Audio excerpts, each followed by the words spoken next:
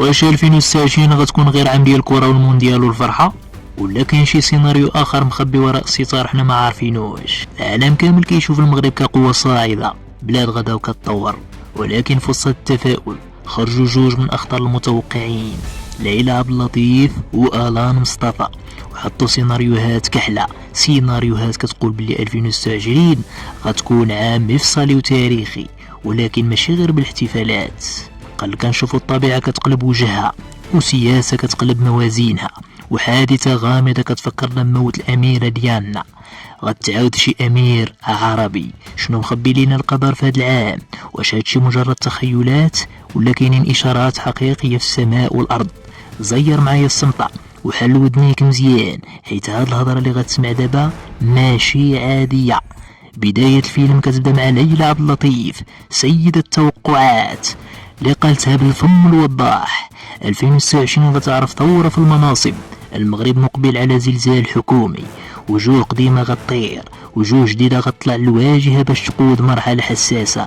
هاد التغيير ما غيكونش عبثي، بل هو تمهيد لثورة إصلاحات جذرية غتقلب البلاد. ولكن اللي كيخلع ماشي هو التغيير الداخلي، اللي كيخلع هو داكشي اللي جاي من برا. ليلى شافت خطر خارجي كبير كيهدد المملكة، تهديد غيخلي الشعب والجيش والأمن يوليو يد واحدة، جسد واحد. قاس بلي القوات المسلحة الملكية غتكون في الموعد، وغتصدى لأكبر عملية كانت باغية تضرب استقرار المملكة.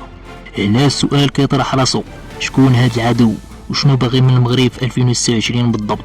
الأكيد هو أن المغرب غيخرج منها قوي، ولكن الثمن غيكون للأسف باهظ. ياو دابا ندوزو لأخطر التوقع اللي خلى بزاف الناس يديروا يديهم على حنكهم. ليلى عبد اللطيف ما بقاتش هضرات على غير السياسة، بل مشات لواحد الشخصية عربية غامضة. تخيل معايا، قالت لي كاين واحد امير عربي في دولة اجنبية غيتعرض لحادث مأساوي غيفكرنا في واقعة الاميرة ديالنا. واش الطيارة غطيح، واش حادثة سير مدبرة، الله اعلم. ولكن ليلى ربطات هذا الحدث بمؤامرة، وقالت بلي كاين محاولات اغتيال غطال ابناء رؤساء وقيادات كبار، وغتخلق فوضى في وسائل الاعلام. وما نساوش ليلى اشارت لصحة الملك محمد السادس، وقالت بلي عندها قلق وخوف، وتمنات ليه السلامة. هضره خلات كاع المغاربة كاملين يحطوا يديهم على قلوبهم، وكيتسناو الايام تبين لنا شنو كاين. وإلا كان البشر كيخطط، فالطبيعة حتى هي موجدة كلمتها. وهنا كيدخل الان مصطفى على الخط، وكيرسم لوحة كحل العام 2026. قال لك المغرب غيعيش عام قاسي، ماشي الجفاف هاد المرة، العكس، الماء هو اللي غيولي عدو. الان حضر من تسونامي، يا سيدي، تسونامي يقدر يضرب السواحل المغربية، موجات عنيفة غتجي على غفلة وغتخلق الرعب في المدن الساحلية. قال لك مدن مغربية غتغرق بسبب الأمطار الطوفانية، وزاد عليها نشاط زلزالي ملحوظ، يعني الأرض غتتحرك والماء غيهجم. عام غيكون عامر تحديات طبيعية واختبار صعيب للبنية التحتية وصبر المغاربة.